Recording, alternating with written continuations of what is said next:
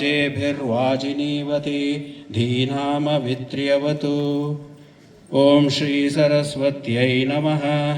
गुरुर्ब्रह्मा गुरुर्विष्णु गुरुदेवो महेश्वरः गुरुरेव परं ब्रह्म तस्मै श्री गुरुवे नमः। ओम श्री गुरुभ्यो नमः। हरिः ओम। This is Gita Dhyana Sloka. If you have, you can chant along with me. This is on the Vijnanam app. Om Shri Paramatmane Namaha. Atha Gita Dhyana Slokaha. Om Parthaya Pratibodhitam Bhagavata Narayanena Swayam Vyasena Gratitam Purana Munina Madhye Mahabharatam Advaitamritavarshinim Bhagavatim Ashtadashadhyayinim Ambhatvam Anusandhadami Bhagavad Gite Bhavadveshinim नमोस्तुते व्यास विशाल बुद्धे पुल्लारविन्दायतपत्र नेत्र येन त्वया भारत तैलपूर्णः प्रज्वालितो ज्ञानमयः प्रदीपः प्रपन्न पारिजाताय तोत्रवेत्रैकपाणये ज्ञानमुद्राय कृष्णाय गीतामृतदुहे नमः। वसुदेवसुतं देवं कंसचाणूरमर्दनं देवकी परमानन्दं कृष्णं वन्दे जगद्गुरुं।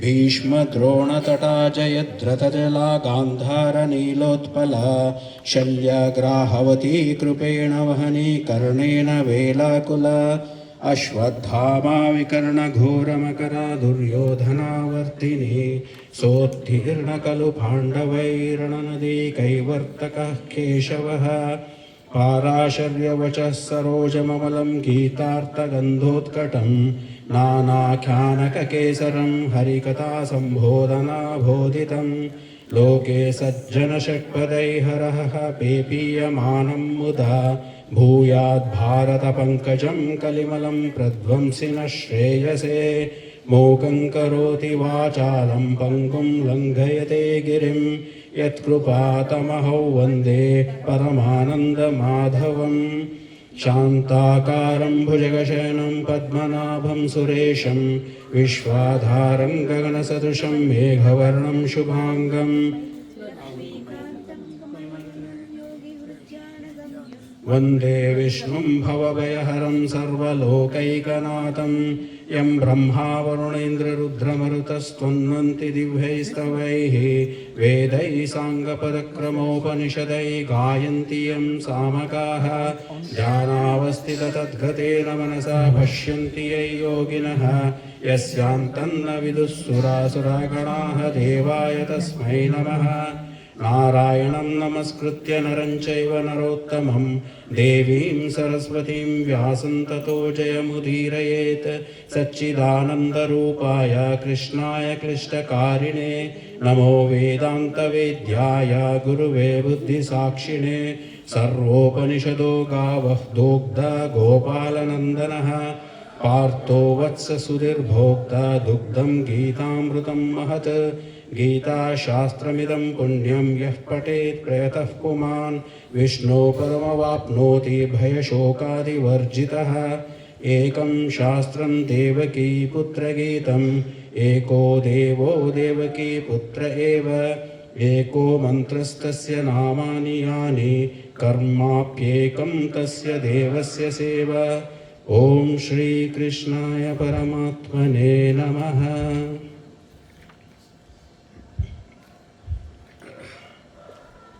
Little bit about Mahabharata and Bhagavad Gita, some interesting facts. How many chapters are there in Bhagavad Gita? 18. And how many chapters are there in Mahabharata? 18. And how many Akshauhini Sainyas took part in the war? 18. So 18 is a very important number in Mahabharata Bhagavad Gita. It keeps coming all the time.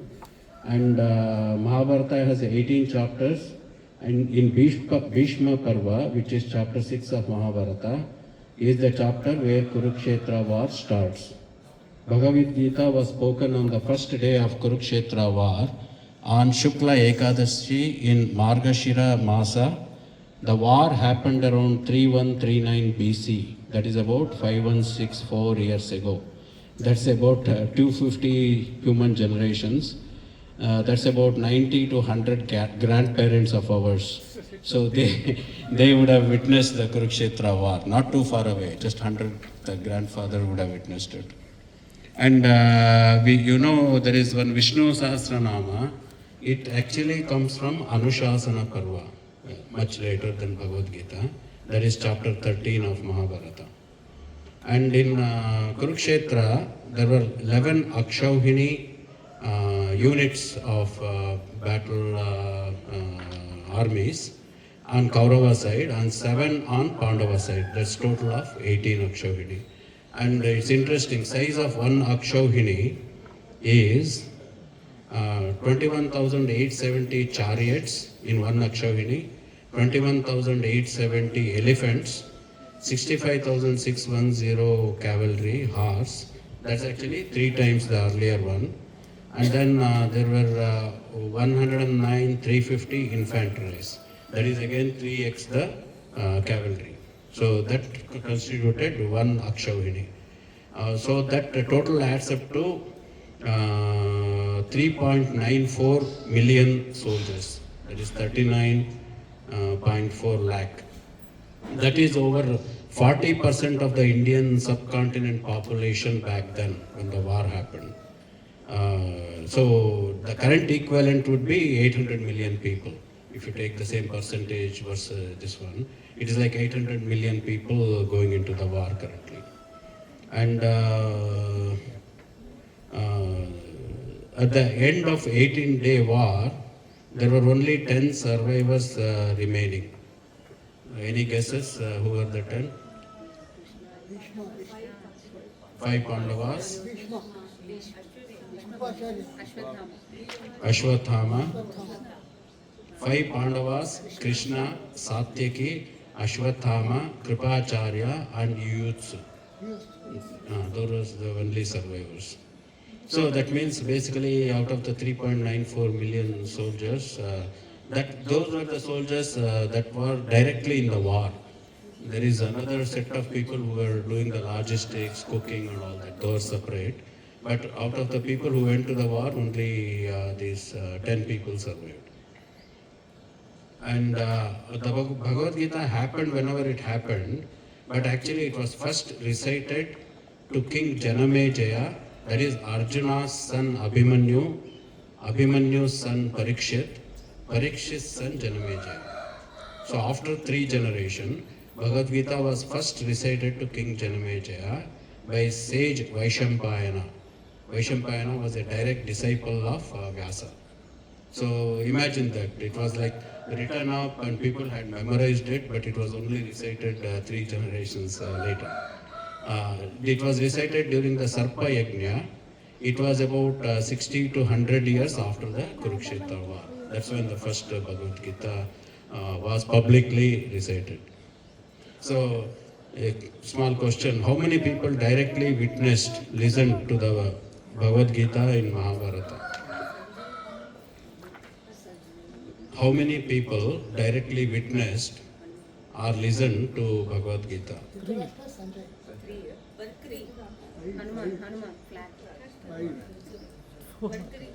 Yes, Arjuna, Hanuman, who was part of the Dhwaja of Arjuna's chariot, and of course Vyasa, and then Sanjaya, who was telling the story, and another interesting character called Barbarik.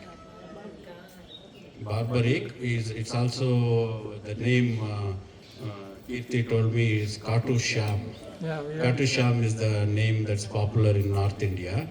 Actually his head only witnessed it, his body was not there.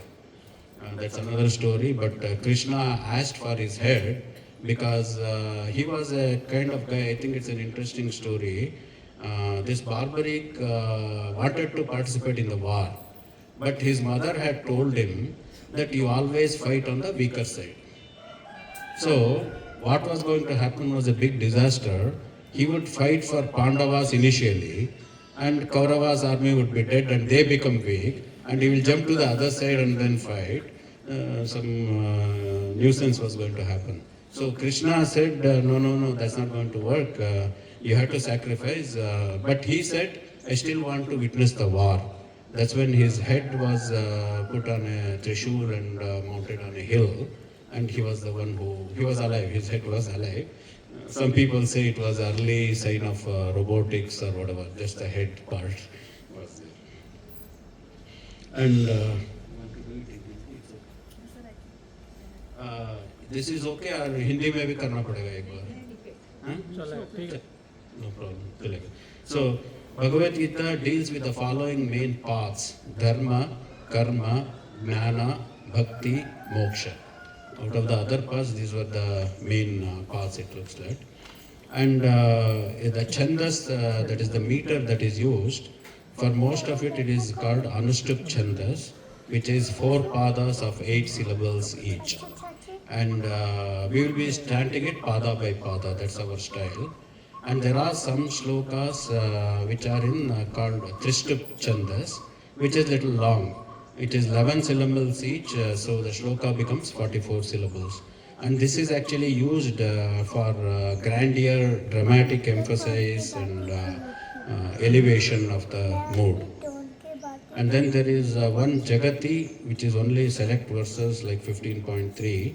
It is used for expansion, enumeration, cosmic scale, things like that. And that is 12 syllables per pada. And there are how many shlokas in Bhagavad Gita total? 700. 700 shlokas. And that is only 700 shlokas out of what? Mahabharata is how many shlokas? Lakhs. Total of Mahabharata, all of Mahabharata, is 1,10,000 slokas. It is the biggest literary work compared to even any of the Western works. We talk about Odyssey and all that books. It is 10x all that books, biggest things. And out of this 700 slokas, and how many main characters participate in Bhagavad Gita?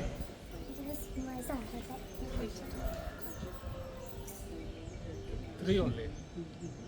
And there is Dhritarashtra, Sanjay. who is listening, and then Sanjaya, who is narrating, and then Arjuna, not part of Bhagavad Gita.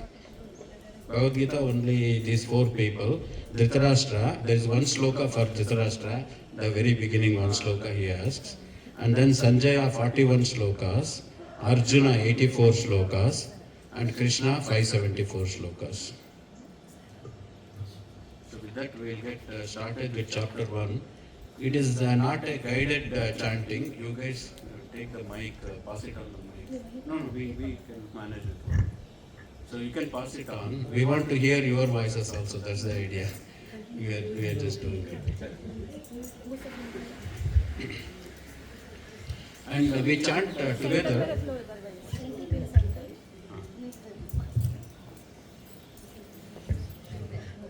We'll chant together and we'll chant pada by pada. And my suggestion is men chant odd numbers because men are odd. And then women chant even numbers. That way it will give you a break also. You can look at the shloka and all. But if anybody want to chant all the way through, that is fine too. So we'll start, you will get the hang of it, you can join it. You can stop, read and chant. You can chant only the shlokas that you already know and familiar with. We'll get started with chapter 1.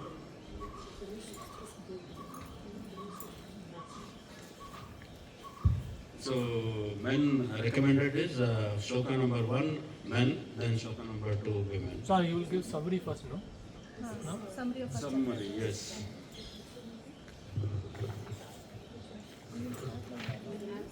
No. No, we'll start. Oh shit. Chapter 1 is Arjuna Vishada Yoga, that's the name of the chapter. Here Arjuna's doubts and questions about killing cousins, teachers, elders and friends, that's what takes the prime focus. He is overwhelmed and he drops his weapons and asks Krishna for the right path. So this is like the exam fear, you know. You have taken so many tests and all that, pre-tests and all that, but when the final exam comes, you give up. By this time, Arjuna would have fought lot of wars and won lot of them very well. But when it comes to this situation, he is nervous. That's what it is. Okay, let's get started.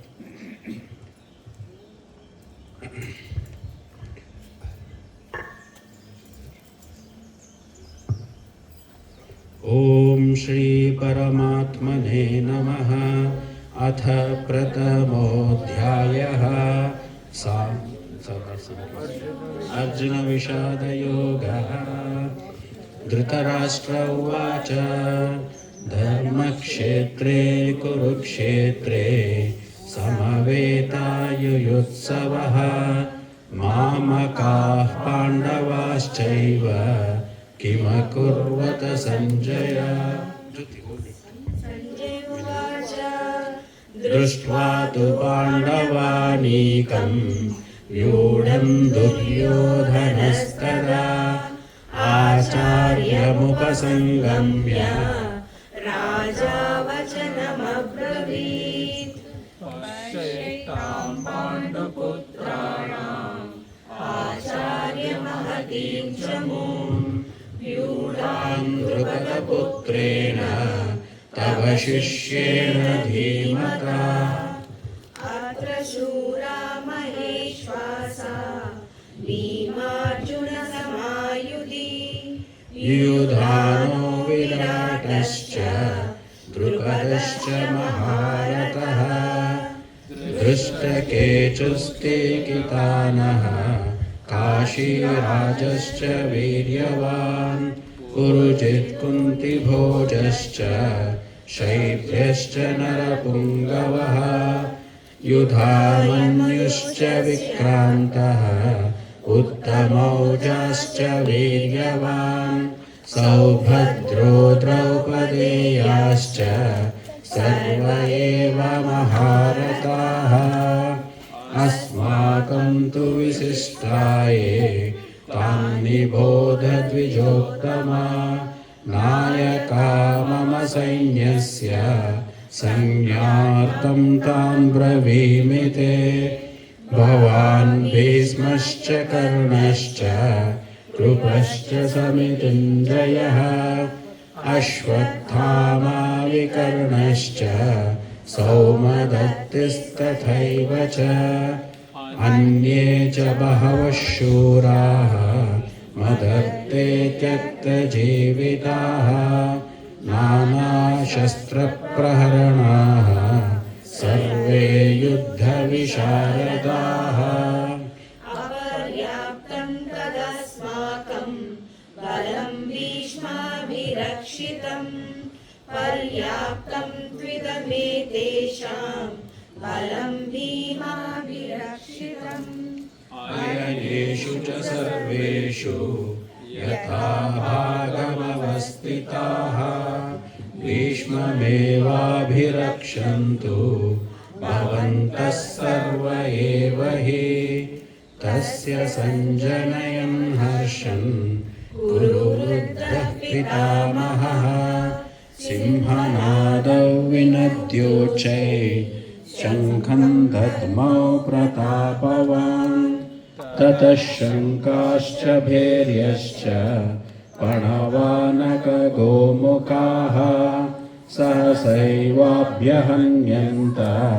सशब्दस्तु मुलोऽभवत् ततः वेदैर्हरिर्विनीते महति चन्द्रस्थितौ माधवः पाण्डवश्चैव दिव्यौ शङ्खौ प्रदध्मतुः पाञ्चजन्यं हृषीकेशः देवदत्तं धनञ्जयः पौण्ड्रं दद्मौ महाशङ्खं भीमकर्मवृकोदरः अनन्तविजयं राजा कुन्तीपुत्रो युधिष्ठिरः नकुलः सहदेवश्च सुघोषमणिपुष्पकौ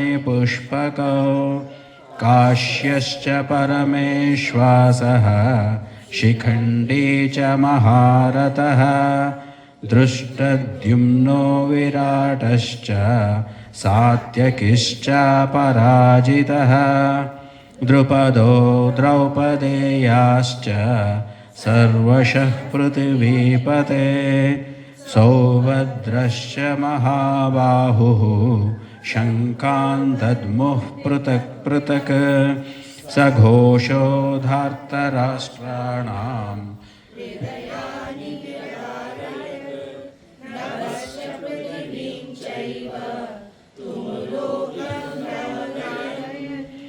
अथ व्यवस्थितान् दृष्ट्वा धास्तराष्ट्रान् कपिध्वजः प्रवृत्ते शस्त्रसम्पाते धनुरुद्यम्य पाण्डवः ऋषिकेशं तदा वाक्यम् इदमाह महीपते अर्जुन उवाच सेनयोरुभयोर्मध्ये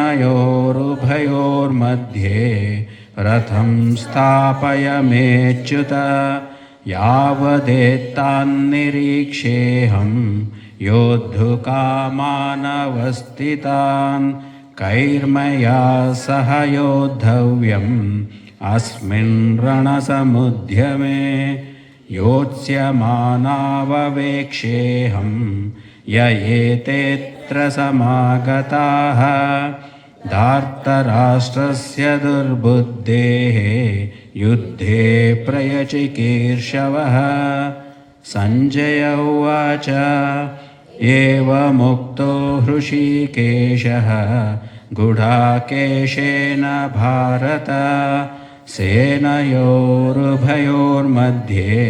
स्थापयित्वा रथोत्तमम् भीष्मद्रोणः प्रमुखतः सर्वेषां च महीक्षिताम् उवाच पार्थ पश्यैतान् समवेतान् कुर्युनिति तत्र पश्यत्स्थितान् पार्थः पितॄनथ पितामहान् आचार्यान् मातुलान् भ्रातॄन् पुत्रान् पौत्रान् सखींस्तथा श्वशुरान् सहृदश्चैव सेनयोरुभयोरपि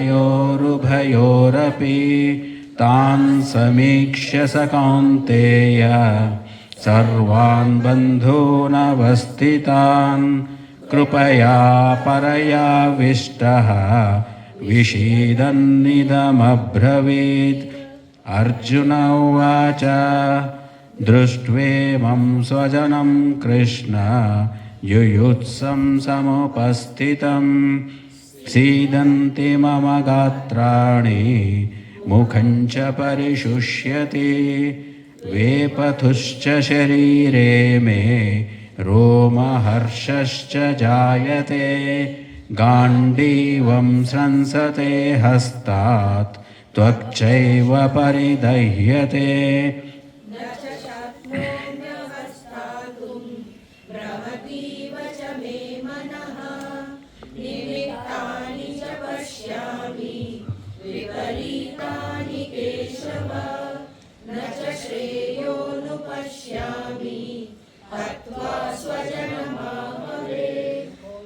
काङ्क्षे विजयं कृष्ण न च राज्यं सुखानि च किन्नो राज्येन गोविन्द किं भोगैर्जीवितेन वा येषामर्थः काङ्क्षितन्नः राज्यं भोगाः सुखानि च त इमेव स्थिता युद्धे प्राणान् त्यक्त्वा धनानि च आचार्याः पितरः पुत्राः तथैव च पितामहाः मातुलाः श्वशुराः पौत्राः शालाः सम्बन्धिनस्तथा एतान्न हन्तुमिच्छामि घ्नतोऽपि मधुसूदन अपि त्रैलोक्यराज्यस्य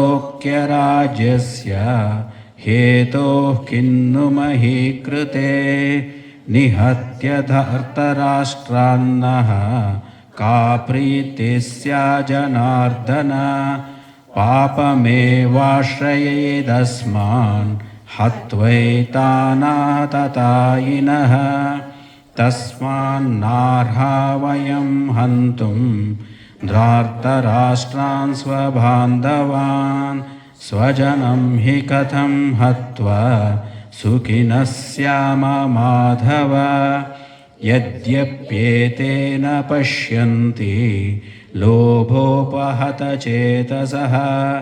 कुलक्षयकृतं दोषं मित्रद्रोहे च पातकं कथं न ज्ञेयमस्माभिः पापादस्मान्निवर्तितुं कुलक्षयकृतं दोषं प्रपश्यद्भिर्जनार्दन कुलक्षये प्रणश्यन्ति कुलधर्माः सनातनाः धर्मे नष्टे कुलं कृत्स्नम् अधर्मोऽभिभवत्युत अधर्माभिभवात् कृष्ण प्रदुष्यन्ति कुलस्त्रियः स्त्रीषु दुष्टासु वार्ष्णेय जायते वर्णसङ्करः संकरो नरकायैव कुलघ्नानां कुलस्य च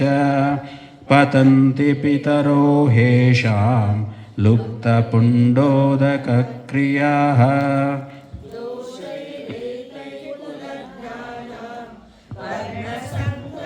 कारकै उत्साद्यन्ते जातिधर्माः कुलधर्माश्च शाश्वताः उत्सन्नकुलधर्माणां मनुष्याणां जनार्दन नरके नियतं वासो भवतीत्युनुशुश्रम अहो बद्महात्पापं कर्तुं व्यवसिता वयं यद्राज्यसुखलोभेन हन्तुं स्वजनमुद्यताः यदि मां प्रतीकारं शस्त्रं शस्त्रपाणयः धार्तराष्ट्रारणे हन्युः तन्मे क्षेमकरं भवेत् सञ्जय उवाच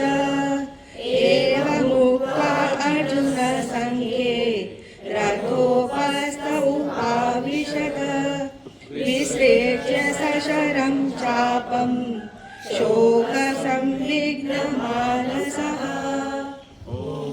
तत्सदिति श्रीमद्भगवद्गीतासु उपनिषत्सु ब्रह्मविद्यायां योगशास्त्रे श्रीकृष्णार्जुनसंवादे अर्जुनविषादयोगो नाम प्रथमोऽध्यायः।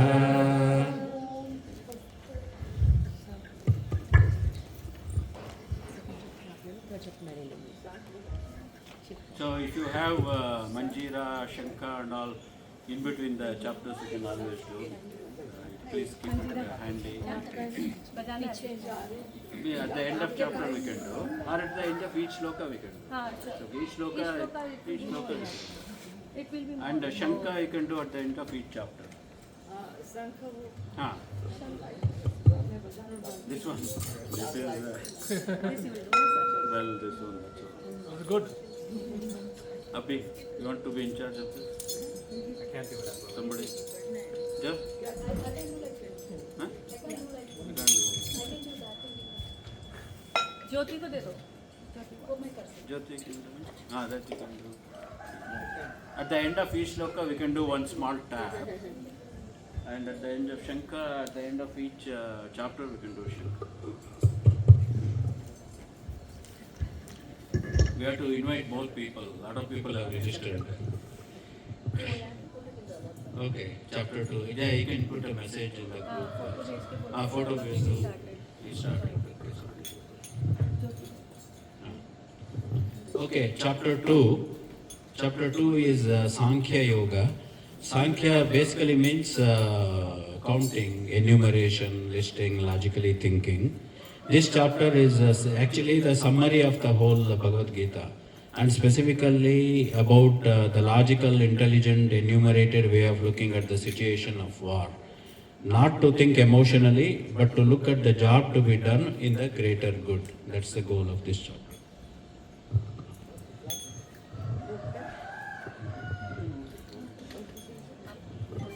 नहीं दोनों में ट्राई करो हाँ सर वो नहीं, ये ऐसा है closely, very closely.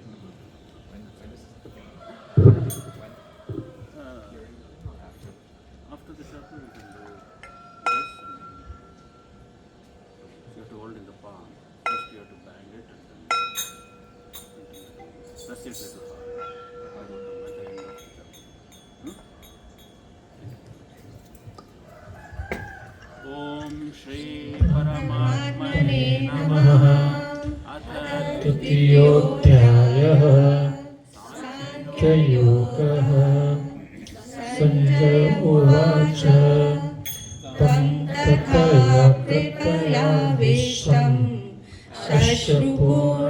शश्रुपूर्णाकुलेक्षणं विषीदन्तमिदं वाक्यम् उवाच मधुसूदनः श्रीभगवानुवाच कुतस्त्वाकशमल्मिदं विषमे समुपस्थितम् अनार्यजुष्टं स्वर्गम् अकीर्तिकरमर्जुन दैव्यं मास्ममतमार्थ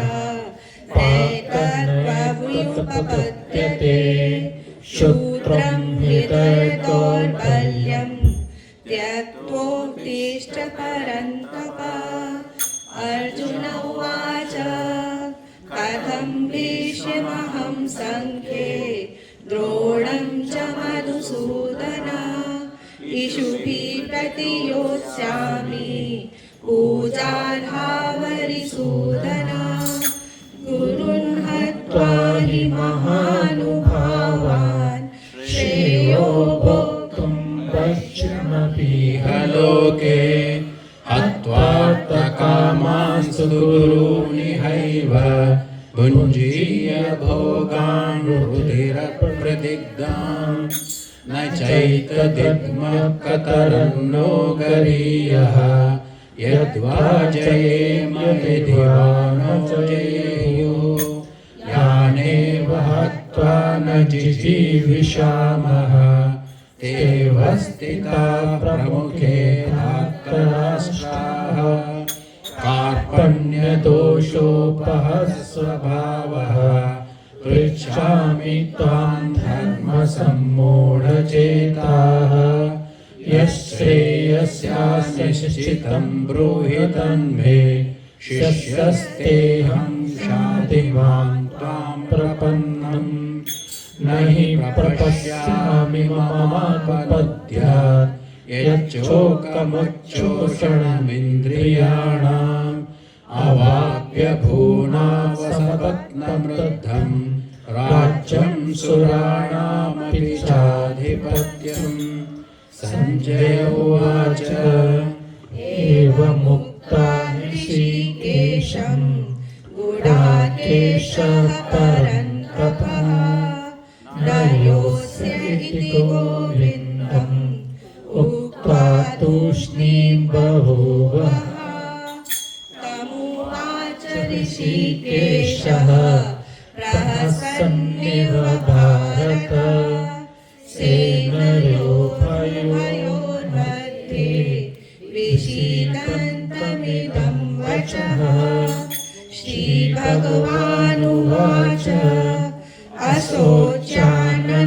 अशोच्यानन्वशोचस्त्वं प्रज्ञावादांश्च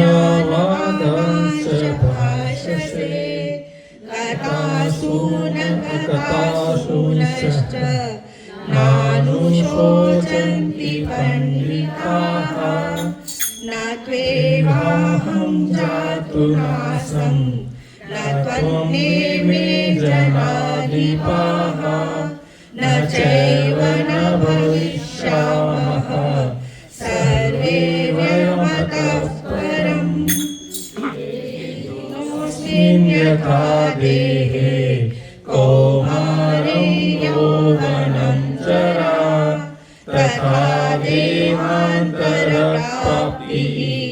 धीरस्तत्र न मूल्यति मात्रा स्पर्शास्तु कौन्तेय शीतोष्ण सुख दुःखदा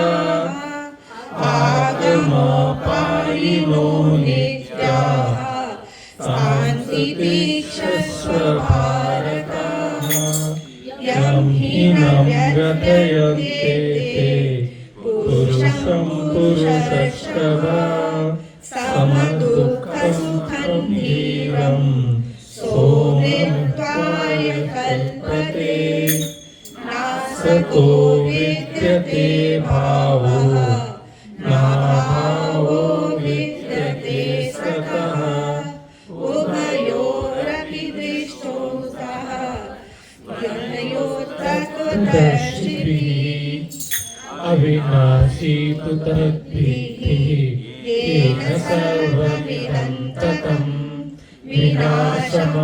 विनाशमव्ययस्य न कश्चित् कर्तुमर्हति अन्तवन्त इमे देहाः नित्यसोक्ता शरीरिणः अनाशिनो प्रमेयस्य तस्माद्युध्यस्व भारत य एनं वेत्ति हन्तारं यश्चैनं मन्यते हतम् उभौ तौ न विजानीतः नायं हन्ति न हन्यते न जायते म्रियते वा कदाचित् नायं भूत्वा न भर्ता न भूयः अजो नित्यशाश्वतोऽयं पुराणः न हन्यते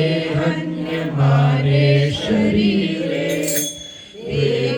वेदाविनाशिनं नित्यं य एनमजव्ययम् कथं स पुरुषः पार्थ तं घातयति हन्तिकम् वासांसि जीर्णानि यथा विहाय नवानि गृह्णाति नरोपराणि तथा शरीराणि विहाय जीर्णानि अन्यानि संयाति नवानि देहि नैनं छिन्दन्ति शस्त्राणि नैनं दहति पावकः न चैनं क्लेदयन्त्यापः न शोषयति मारुतः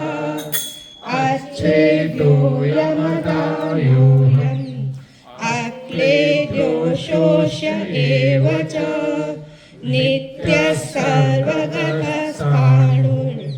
अचलोऽयं सनातनः अव्यक्तोऽयमचिन्त्योऽयम्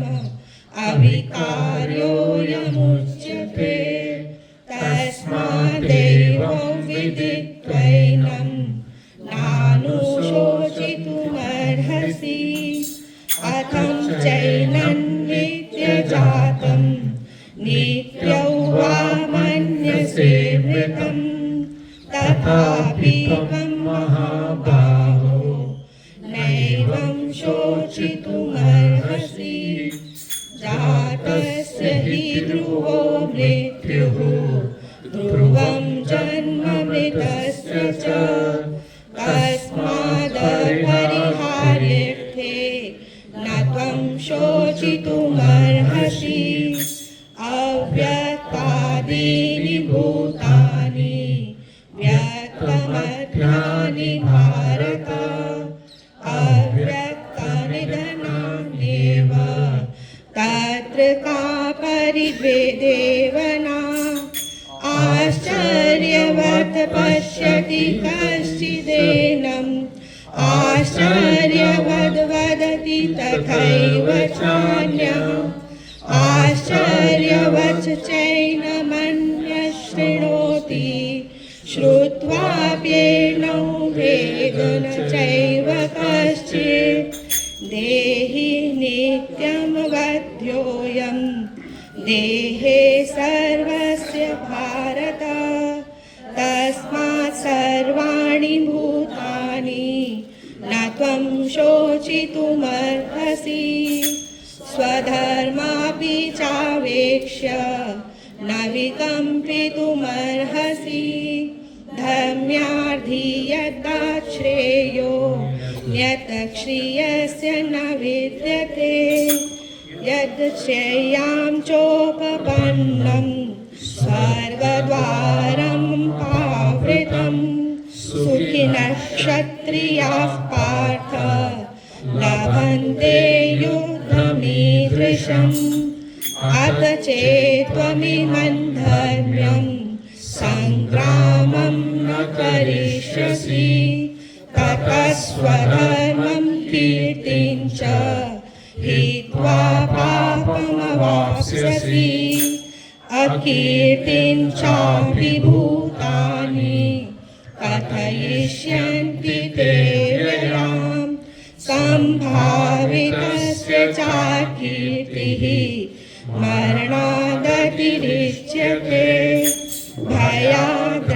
भयाद्रणादुपरन्तं मन्स्यन्ते त्वां महारथाः येषां च त्वं बहुमतः भूत्वा यास्यसि लाघवम् अवाच्यवादांश बहून् वदिष्यन्ति तवाहिताः निन्दन्तः स्वसामर्थ्यं ततो दुःखतरं किम् हतो वा प्राप्स्यसि स्वर्गं जित्वा वा भोक्ष्यसे महीम् तस्मादुत्तिष्ठ कौन्तेय युद्धाय कृतनिश्चयः सुखदुःखे समे कृत्वा लाभालाभौ जयाजयौ ततो युद्धाय युज्यस्व नैवं पापमवाप्स्यसि एषा ते विहिता साङ्ख्ये बुद्धिर्योगे त्विमां शृणु बुद्धया युक्तो यया पार्थ कर्मबन्धं प्रहास्यसि नेहाभिक्रमणोऽशोऽस्ति प्रत्यवायो न विद्यते स्वल्पमस्य धर्मस्य त्रायते महतो भयात् व्यवसायात्मिका बुद्धिः एके कुरु नन्दन बहुशाखा ह्यनन्ताश्च बुद्धयो व्यवसायिनां यामिमां पुष्पितां वाचं प्रवदन्त्यय विपश्चितः वेदवादारताः पार्थ नान्यादस्तिवादिनः कामात्मनः स्वर्गपरा जन्मकर्मफलप्रदां क्रियाविशेषबहुलां भोगेश्वर्यगतिं प्रति भोगैश्वर्यप्रसक्तानां व्यवसायात्मिका बुद्धिः समाधौ न विधीयते त्रैगुण्यविषया वेदाः निस्त्रैगुण्यो भवार्जुन निर्द्वन्द्वो नित्यसत्त्वस्थः निर्योगक्षेम आत्मवान् यावानर्थ उदपाने सर्वतः सम्प्लुतोदके तावान् सर्वेषु वेदेषु ब्राह्मणस्य विजानतः कर्मण्येवाधिकारस्ते मा फलेषु कदाचन मा कर्मफलहेतुर्भूः मा ते सङ्गोऽस्त्वकर्मणि योगस्थं कुरु कर्माणि सङ्गं त्यक्त्वा धनञ्जय सिद्ध्यसिद्ध्यो समो भूत्वा समत्वयोग उच्यते बुद्धियोगात् धनञ्जय बुद्धौ शरणमन्विच्छ कृपणाः फलहेतवः बुद्धियुक्तो जहातीह उभे सुकृतदुष्कृते तस्मात् योगाय युज्यस्व योगः कर्मसु कौशलम् कर्मजं बुद्धियुक्ता हि फलं त्यक्त्वा मनीषिणः जन्मबन्धविनिर्मुक्ताः पदं गच्छन्त्यनामयम् यदा ते मोहकलिलं बुद्धिर्व्यतितरिष्यति तदा गन्तासि निर्वेदं श्रोतव्यस्य श्रुतस्य च प्रतिपन्ना ते यदा स्थास्यति निश्चला समाधावचला बुद्धिः तदा योगमवाप्स्यसि।